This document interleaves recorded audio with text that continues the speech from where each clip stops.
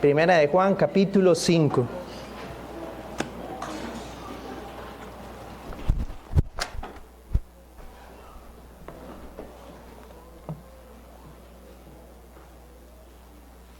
Vamos a leer del versículo 1 al versículo 5.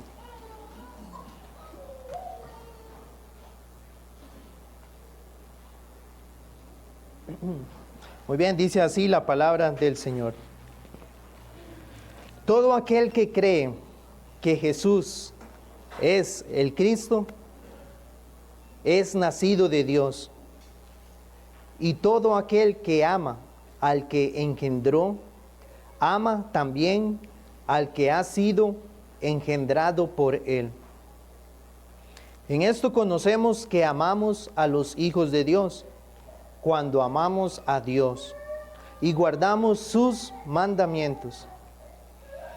Pues este es el amor a Dios, que guardemos sus mandamientos. Y sus mandamientos no son gravosos. Porque todo lo que es nacido de Dios vence al mundo. Y esta es la victoria que ha vencido al mundo, nuestra fe. ¿Quién es el que vence al mundo? Sino el que cree que Jesús es el Hijo de Dios. Señor, bendiga su palabra. Bien, esta mañana estaremos viendo estos 5 versículos. El título de la enseñanza hoy es Nacido de Dios. Entonces, básicamente estaremos viendo 3 puntos. Lo primero es que la fe en Jesucristo nos da la victoria sobre el mundo. El segundo es que el amor a Dios nos lleva a amar a los hermanos. Y el tercero es que el amor a Dios nos hace obedecer sus mandamientos. Como anteriormente hemos sido expuestos al propósito de esta epístola,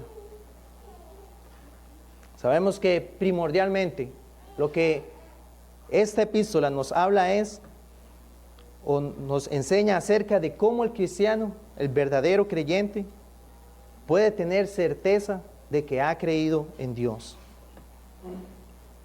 Más adelante lo vamos a estar viendo, pero en 1 Juan 5:13 dice: estas cosas os he escrito a vosotros, que creéis en el nombre del Hijo de Dios. Dice, para que sepáis que tenéis vida eterna, y para que creáis en el nombre del Hijo de Dios.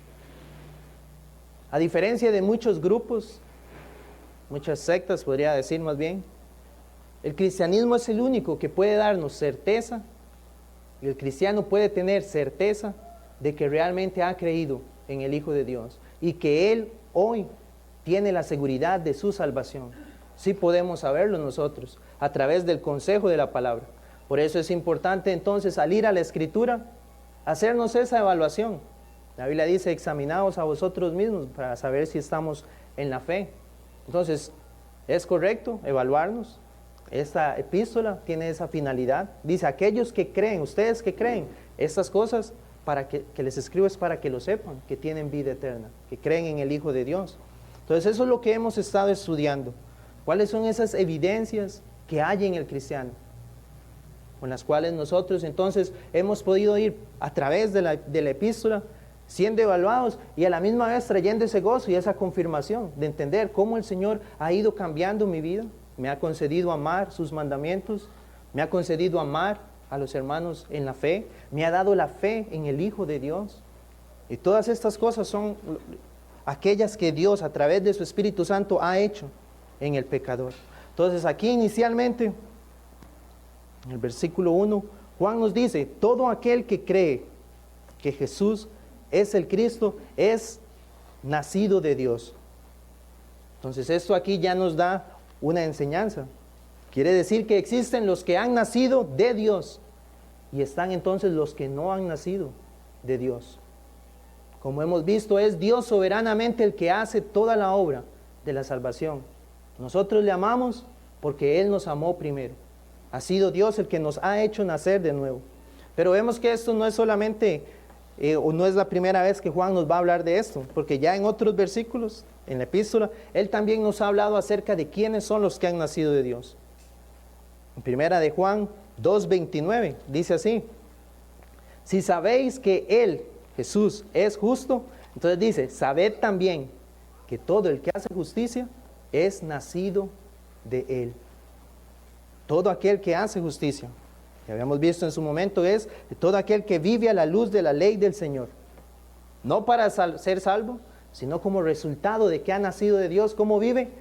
Obedeciendo los mandamientos del Señor, que vamos a verlo más adelante nuevamente.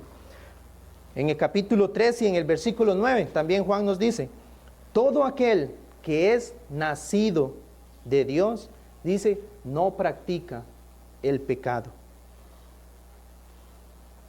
Todo aquel que es nacido de Dios no practica el pecado, dice, porque la simiente de Dios permanece en él, el Espíritu Santo. Y dice, y no puede pecar, porque es nacido de Dios.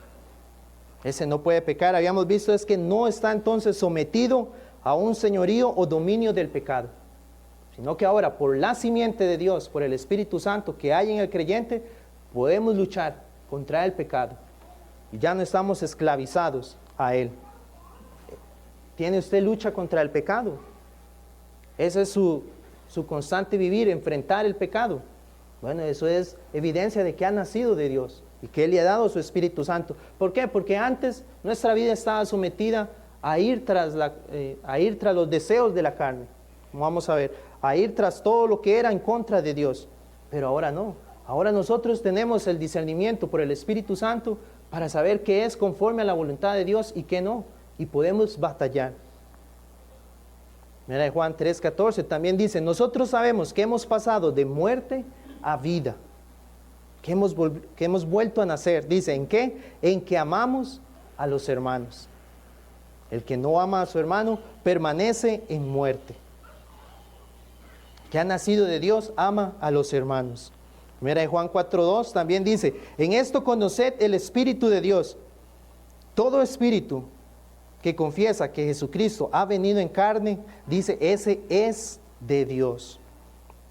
El que en este caso, en el contexto, el que ha confesado que el Hijo de Dios se encarnó, que era lo que los gnósticos negaban, que el Hijo de Dios se hubiera hecho hombre. No creían eso, pero Juan dice, si usted cree, le decía a los hermanos, que Jesucristo vino en carne, usted es de Dios, usted ha nacido de Dios. Luego en el versículo 7, en el capítulo 4 dice, amados, amémonos unos a otros porque el amor es de Dios. Dice, y todo aquel que ama es nacido de Dios. ¿Ama usted a Dios y ama a los hermanos? Si eso es la realidad, entonces usted ha nacido de Dios. Y luego en el capítulo 5 y versículo 18, Juan nos dice lo siguiente.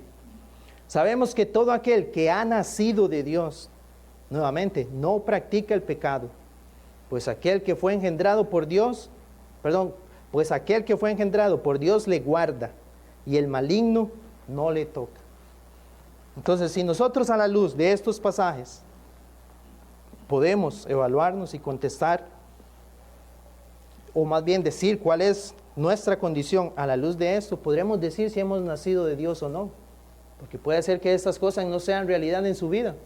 Entonces quiere decir que no ha experimentado lo que la Biblia llama el nuevo nacimiento. Y precisamente es lo que el Señor dijo en Juan, en el Evangelio según Juan, en el capítulo 3, cuando tiene aquella conversación con Nicodemo. El Señor le dice en el versículo 8, le dice, el viento sopla de donde quiere y oyes su sonido, mas ni sabes de dónde viene ni a dónde va. O sea, así es el viento, solo lo escucha, pero usted no sabe si viene o va. Y dice el Señor, así es todo aquel que es nacido del Espíritu. ¿Qué significa esto de ser nacido por el Espíritu? Mi hermano dice, es haber sido regenerado por la gracia. Es decir, tan libre y soberanamente, por un poder irresistible y tan secreto que es imperceptible, como el Señor dice que lo es el viento. Eso es lo que ocurre, lo que Dios ha hecho cuando concede nacer de nuevo a un pecador. Y Nicodemo le pregunta, entonces, ¿cómo puede ser esto posible? ¿Cómo puedo nacer de nuevo? Le dice, entraré en el vientre de mi madre y voy a nacer otra vez. Lo que él estaba hablando era un nacimiento espiritual. Dios lo concede.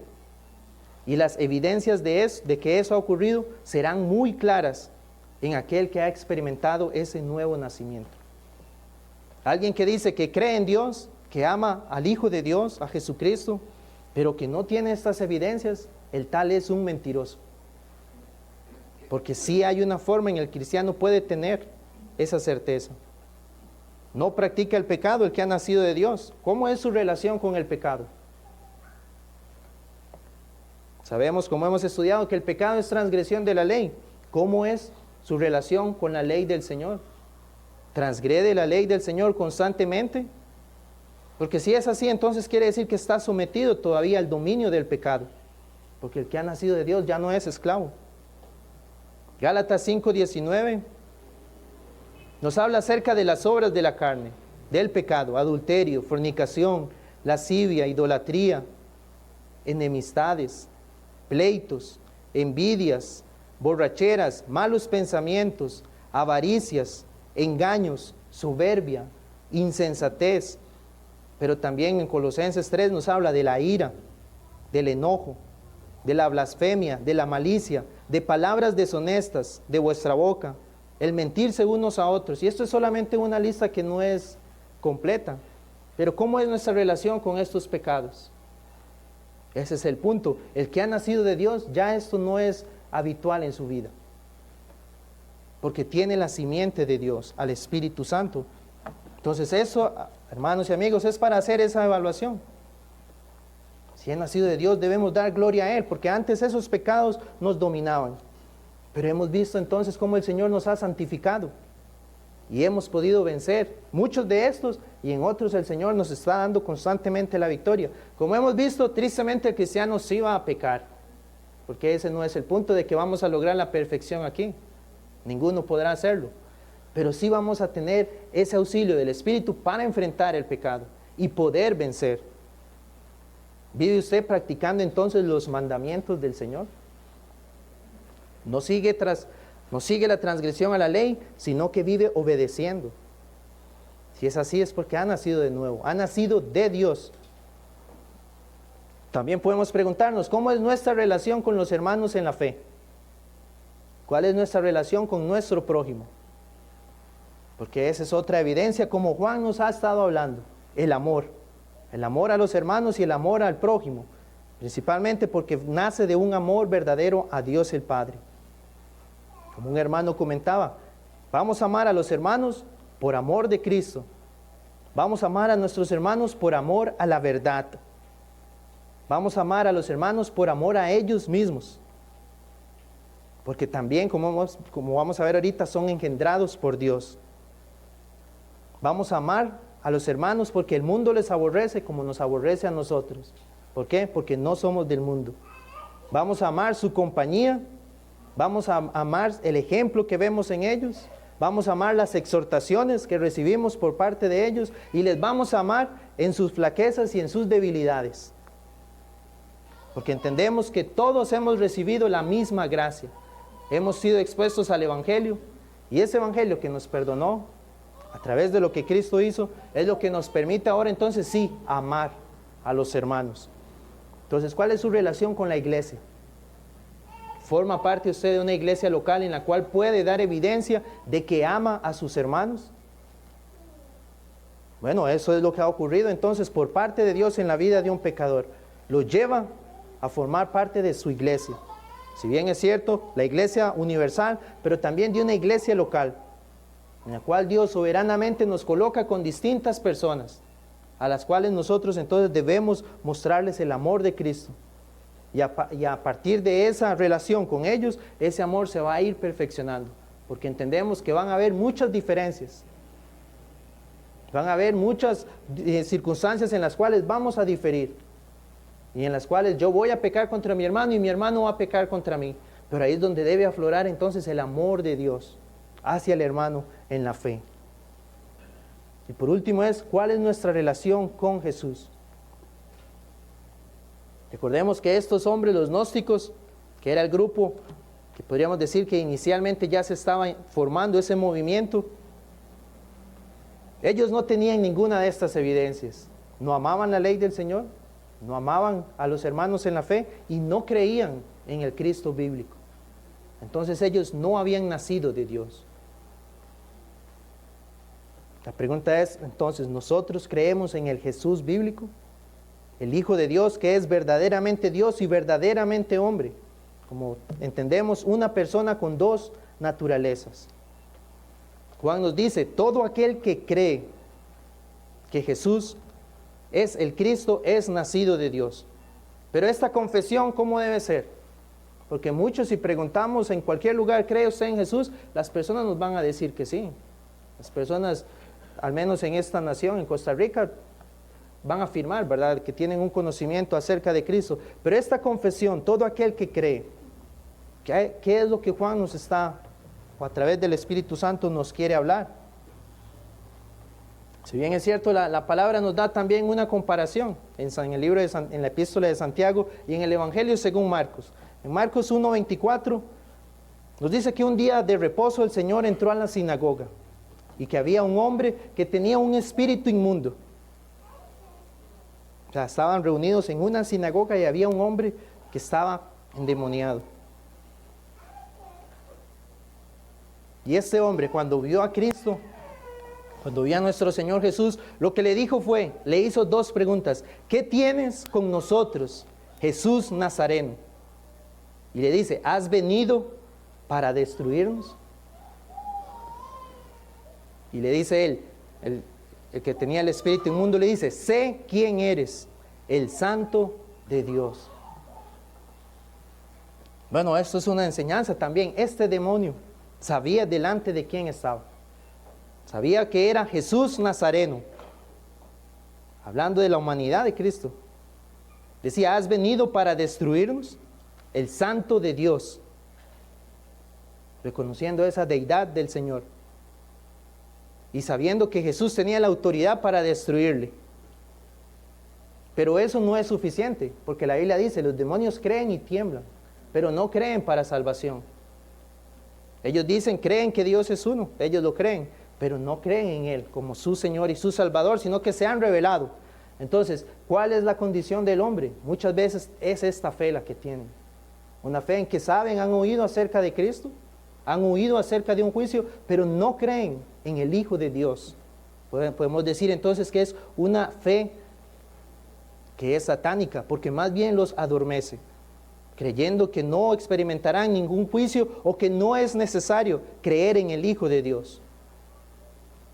Pero más bien aquel que ha creído en el Hijo de Dios, o más bien a causa de que ha nacido por parte de Dios, es que hoy podemos tener la fe verdadera en el Hijo de Dios. No es como en algunos círculos se cree que primero llego a tener la fe en el Hijo de Dios y que por eso nazco de nuevo. No, sino que Dios me permite primero nacer de nuevo. Soy nacido de Dios y por eso voy a tener una fe verdadera en el Hijo de Dios. Es lo primero que ocurre. En eso lo que vemos es la soberanía del Señor y Dios se lleva la gloria, porque Él es que por su gracia, como decía, como les leía, soberanamente y por el poder de su Espíritu Santo, Él decide hacernos nacer de nuevo y darnos esa fe que es un don de Dios.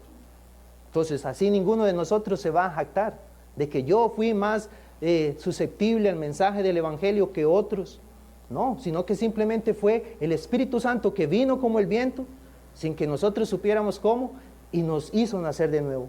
Y cambió nuestra concepción acerca de Cristo. Y hoy toda nuestra confianza y toda nuestra seguridad está no en las promesas, sino en quién es Él, en quién dijo ser. Y descansa toda nuestra fe en el Hijo de Dios. Y esto, dice Juan, es para todo aquel que cree. No hay excepción. Sin excepción alguna.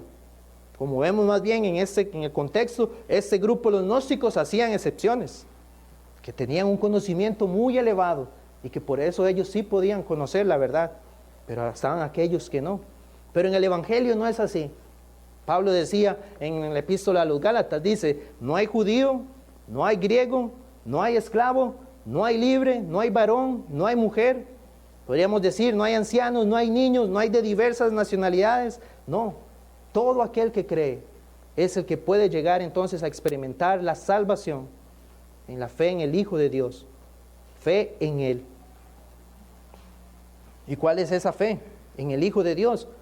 Lo que hemos estado estudiando en la epístola, Juan nos ha dicho que la fe en el Hijo de Dios es tener la convicción de que Jesús es la vida eterna. No hay otra forma en la cual el hombre pueda obtener vida eterna si no es por la fe en el Hijo de Dios. No hay otro camino. Él es el único camino, es exclusivo. La fe en el Hijo de Dios es saber que solo la sangre de Jesucristo, el Hijo de Dios, nos limpia de todo pecado. No hay ningún sitio donde alguien pueda llegar y que sea ese lugar donde pueda limpiarse de sus pecados. No hay otra manera en la cual pueda ser expiado, hacer expiación por sus pecados. Es solamente la sangre de Jesucristo. Esa es la fe en el Hijo de Dios.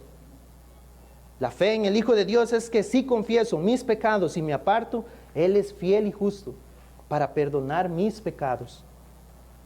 Todo aquel que ha nacido de Dios, esa es la fe que tiene.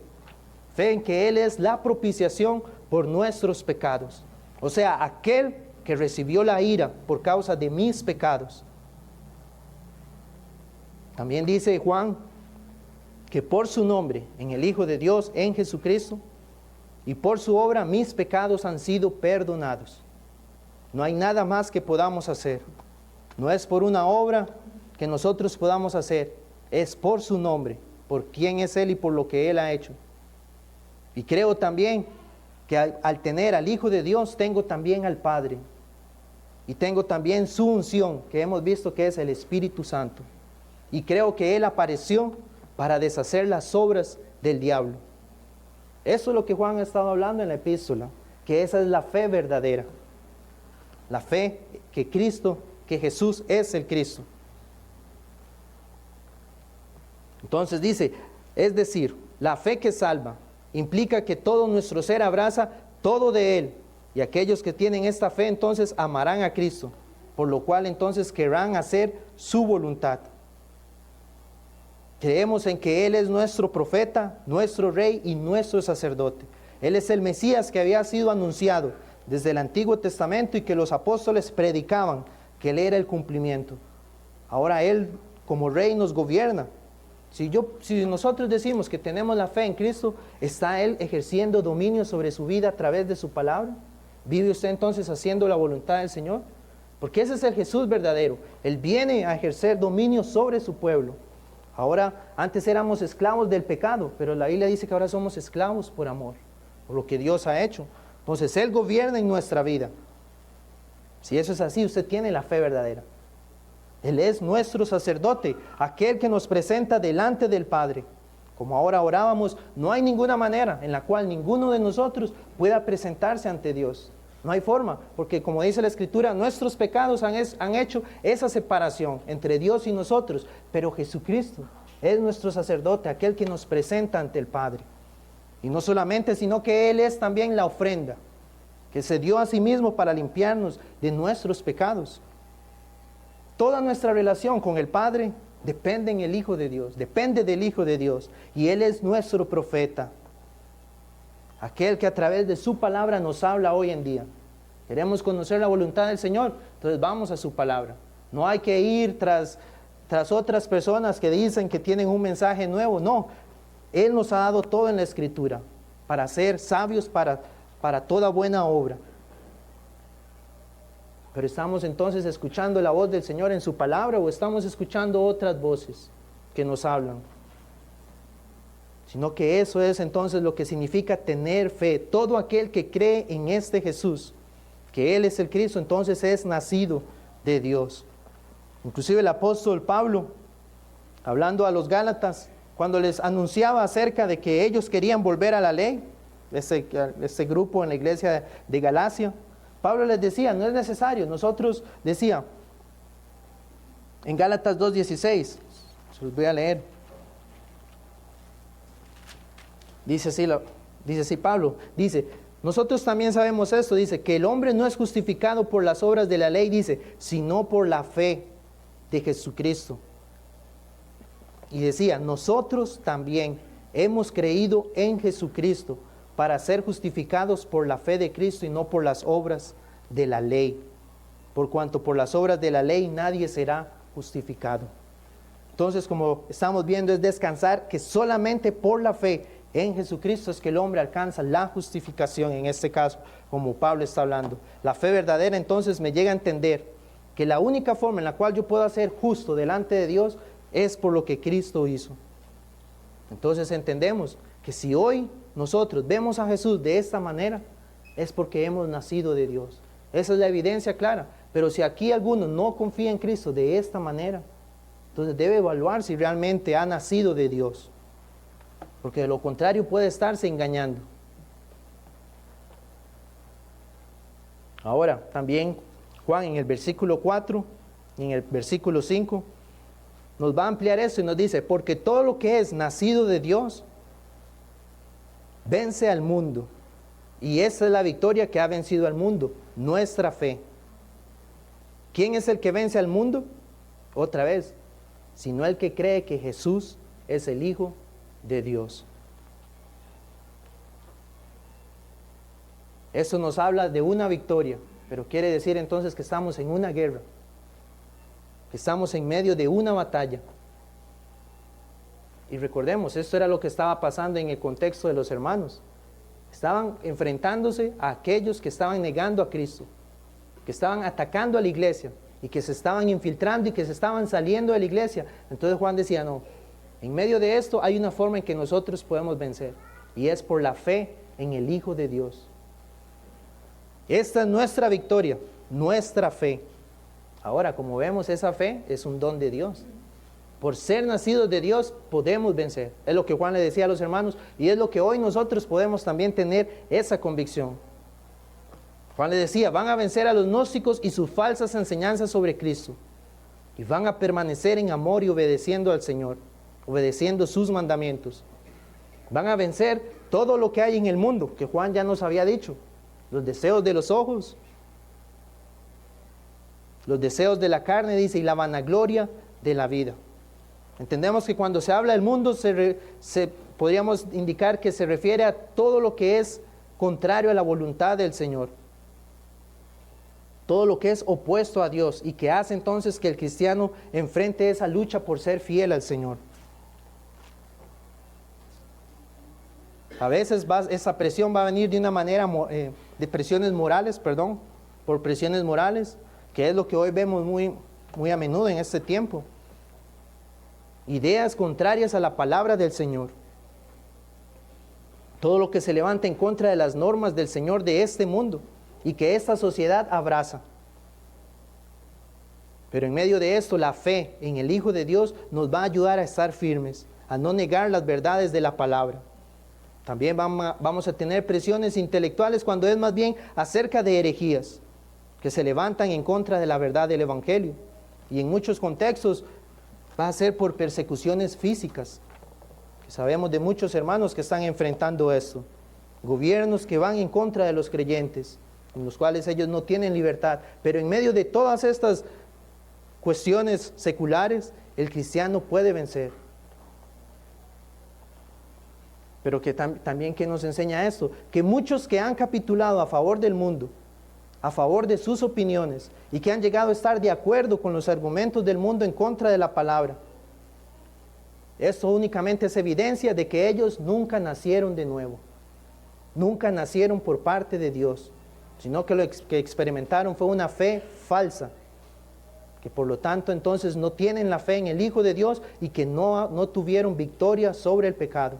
Es lo que Juan dijo, salieron de nosotros. ¿Por qué? Porque no eran de nosotros. Entonces no iban a vencer al mundo, porque nunca nacieron de nuevo. Eso también nos lleva a nosotros a contrarrestar esa enseñanza que muchas veces se dice, que se apartó o que volvió a su antigua vida, pero realmente el mensaje o la enseñanza bíblica es, nunca nació de nuevo, nunca experimentó la fe en el Hijo de Dios, porque si eso hubiera ocurrido, hubiera vencido al mundo.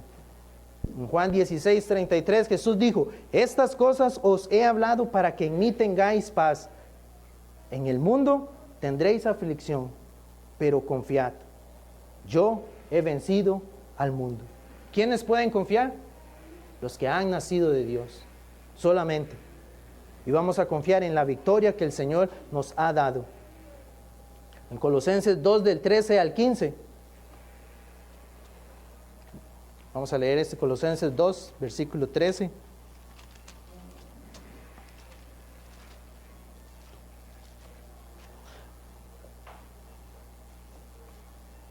Dice así: y a vosotros, estando muertos en pecados y en la incircuncisión de vuestra carne, propios medios, sin el Hijo de Dios, sin haber nacido de Dios, tiene que estar unido a Cristo. De lo contrario, seguirá en sus pecados, seguirá rebelándose en contra del Hijo de Dios y estará separado de Dios. La pregunta es entonces, ¿ha creído usted en el Hijo de Dios? ¿Ha creído que Jesús es el Cristo? Sabemos entonces que la palabra nos enseña, como estamos viendo, que es Dios soberanamente el que nos hace nacer de nuevo. Alguien aquí entonces puede estar diciendo, si Dios no me hace nacer de nuevo, entonces no puedo hacer nada. Pero la Biblia también nos presenta esa responsabilidad de cada uno de nosotros, de arrepentirnos y creer. Ese es lo que nosotros vemos en la predicación del Señor, lo que vemos en la predicación de los apóstoles, predicación del apóstol Pablo, y es la forma en la cual la iglesia debe predicar. Dios soberanamente es el que va a concederle que pueda usted nacer de nuevo y darle el don, la fe, que es el don de Él. Pero a la misma vez llamamos a los hombres al arrepentimiento. Ezequiel 18, del 30 al 31, decía el profeta: convertíos y apartaos de todas vuestras transgresiones, echad de vosotros todas vuestras transgresiones con que habéis pecado. Dice, y haceos un corazón nuevo y un espíritu nuevo. Hechos 17:30, Pablo predicando en Atenas dice: ahora Dios manda a los hombres en todo lugar a que se arrepientan. Ese es el mandamiento, ese es el mandato del Señor, es un imperativo. Usted debe arrepentirse y creer en el Hijo de Dios. Pablo, narrando cuando Dios lo llama al ministerio, dijo que él predicaba a los hombres que se arrepintiesen y se convirtiesen a Dios, haciendo obras dignas de arrepentimiento. Y 1 de Tesalonicenses 1:9, cuando Pablo habla a los hermanos en Tesalónica, les dice: ¿cómo ustedes se convirtieron de los ídolos a Dios, para servir al Dios vivo y verdadero?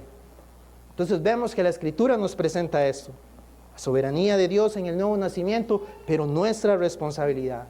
Nadie aquí hoy puede un día llegar delante de Dios y justificarse diciendo: usted no me hizo nacer de nuevo. No, porque Dios le manda a usted arrepentirse.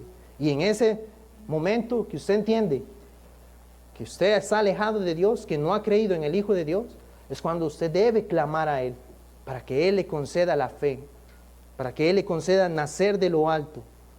Y de esa forma entonces abrazar a Cristo, según lo que Él es, como hemos visto en la palabra.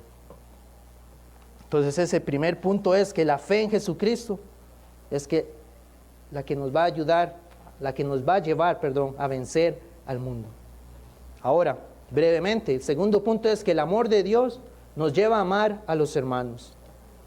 Juan dice en el versículo 1, 1 Juan 5:1, en la segunda parte dice: y todo aquel que ama al que engendró, o sea, Dios, que es el que engendra, ¿verdad?, que da el nuevo nacimiento, dice, ama también al que ha sido engendrado por Él. Y 1 Juan, el capítulo 5, versículo 2 dice: en esto conocemos que amamos a los hijos de Dios, dice, cuando amamos a Dios. Y es lo que Juan ya ha venido expresando. El amor a Dios se manifiesta entonces en que usted está amando a los que han sido engendrados por Él. Todo aquel que tiene esta fe en Jesucristo, que hemos visto, que es la misma fe que usted y yo tenemos, entonces vamos a amar a esos también que dicen creer en Jesucristo. Todos los que han sido engendrados por Él. Si hemos nacido de Dios, eso va a ser una realidad. No va a haber tal cosa, ¿verdad?, como aquel que dice que solo ama a Dios, pero que no se involucra en la iglesia, porque ahí hay muchos hipócritas, como dicen, o ahí la gente es muy falsa también, como a veces se refiere. No, sabemos que en la iglesia están todos los que el Señor ha engendrado, todos los que han nacido por su soberanía, por su voluntad, y son por lo tanto hermanos nuestros, que el Señor nos ha concedido, y Dios nos llama: ámelo a Él, así como le amamos a Él. Amarlos a ellos así como le amamos a Él. Entonces no vamos a hacer excepciones. No vamos a amar solo a los que son de nuestro mismo estatus social. No vamos a amar solo a aquellos que son de nuestra misma nacionalidad. O los que son de una buena apariencia, a esos son los que me voy a acercar. No, vamos a amar a todos sin excepción, por igual. a todos los que han sido engendrados por el Padre. Tenemos un mismo Padre, pertenecemos a la misma casa y a la misma familia. Tenemos la imagen y semejanza de nuestro Padre Celestial por Jesucristo en nosotros. Entonces, ¿qué vamos a hacer? Siguiendo esa analogía de la familia, nos vamos a cuidar unos a otros, vamos a proveer unos para otros, vamos a aconsejarnos unos a otros, nos vamos a ayudar unos a otros, porque ahí se demuestra que estamos amando a Dios, cuando amamos a los que han sido engendrados por Él. Y tercero, dice, el amor a Dios nos hace obedecer sus mandamientos. En el versículo 2, terminando, dice, en esto conocemos que amamos a los hijos de Dios. Cuando amamos a Dios, dice, y guardamos sus mandamientos. Pues este es el amor a Dios, que guardemos sus mandamientos. Y sus mandamientos no son gravosos. Esto lo que quiere decir básicamente que no son gravosos, es que no son difíciles de cumplir. Ahora, el punto es, si usted no ha nacido de Dios, cumplir la ley para usted va a ser una carga pesada y difícil de cumplir. Si Dios no nos ha concedido, si no le ha concedido la fe, entonces la ley del Señor se vuelve para usted más bien aquello que lo va a condenar. ¿Por qué? Porque delante de Dios usted va a ser expuesto a que nunca cumplió de manera perfecta la voluntad del Señor en su ley. Sin el nuevo nacimiento, entonces, lo que tendrá es la condenación por medio de la ley. La ley nos condena. Pero aquel que ha nacido de Dios, ¿cómo es eso posible? Bueno, aquel que Dios le ha concedido nacer de nuevo, ahora tiene en su ser el anhelo de obedecer la palabra del Señor, de obedecer sus mandamientos. Jesús dijo, si me amáis, guardad mis mandamientos. Es lo mismo que aquí nos está diciendo. El amor a Dios es que guardemos sus mandamientos. Inclusive esto demuestra la divinidad de Cristo. Si me aman, guarden mis mandamientos. Si ama a Dios, guarde sus mandamientos. Es Jesús, el Dios trino en el cual creemos y confesamos. Pero entonces eso es lo que debemos evaluarnos. Si he nacido de Dios, hoy estoy con gozo obedeciendo la ley del Señor, o se vuelve más bien una carga pesada. Recordemos que eso era lo que Jesús atacaba acerca de la enseñanza de los fariseos y escribas en Mateo 23:4 y en Lucas 11:46. Dice que él cuestionaba cómo estos hombres colocaban cargas pesadas sobre los hombres, difíciles de llevar. Tomaron los 10 mandamientos y empezaron a agregarle un montón de mandamientos que eran según ellos, según los hombres. ¿Y qué pasó con el pueblo? Se volvió, no era un deleite la ley del Señor, era algo que no podían cumplir por todo lo que ellos agregaron. Pero ahora en Cristo, los mandamientos, dice Juan, entonces no van a ser gravosos. Pero como les digo, es únicamente para los que han nacido de Dios. Si usted pretende salir hoy de aquí creyendo que ahora usted debe empezar a obedecer los mandamientos, está mal. ¿Por qué? Porque lo primero que debe reconocer es que si Dios ha hecho esa obra en usted, de darle la fe en el Hijo de Dios, eso es lo que va a provocar que entonces usted ahora sí viva obedeciendo la ley del Señor. Pero la persona que se niega y que sigue en ese estado en contra de Dios, en contra de reconocer a Jesús como el Hijo de Dios, dice un hermano, los mandamientos van a constituir para él más bien una amenaza en contra de su libertad. Va a ver la ley como algo que me restringe de poder ser feliz y hacer aquellas cosas que yo quiero. Todo lo que enseña la Biblia entonces se vuelve algo que me limita, dirían. Va a ser un estorbo para el estilo de vida que quieren llevar aquellos que no aman al Señor y una fuente constante de irritación. No habrá gozo en ella. Pero los que hemos nacido de Dios, decía San Agustín, decía, amad y haced lo que queráis. ¿Y qué quería decir con esto? Dice, el cristiano que ama a Dios y que ama a sus hermanos, también va a amar la ley. Y al amar a la ley, va a hacer lo que es de acuerdo a lo que la ley manda. Salmo 119, 47 dice, me deleito en los mandamientos de Dios porque los amo. Esto lo puede decir solo alguien que haya nacido de nuevo. Me deleito en los mandamientos de Dios porque los amo. En el contexto más cercano al pasaje que estamos leyendo, ¿cuál era el mandamiento? Crea que Jesús es el Cristo y ame a los hijos de Dios. Esos eran los mandamientos que podemos ver en el contexto de estos versículos. Pero entendiendo toda la ley del Señor que Él nos ha dejado en su palabra, entonces nosotros vamos a obedecerlo con gozo. Pero para eso entonces debemos conocer la voluntad del Señor en su palabra. ¿Cuál es la voluntad del Señor para usted como esposo o como esposa? La creencia, que es la fe, el amor y la obediencia son señales del nuevo nacimiento. El nuevo nacimiento nos coloca de todos modos en una correcta relación con Cristo, con Dios el Padre y con la iglesia. Y nos da la victoria entonces sobre el mundo. Y nos lleva entonces a deleitarnos en la ley del Señor. Amén. Vamos a concluir acá.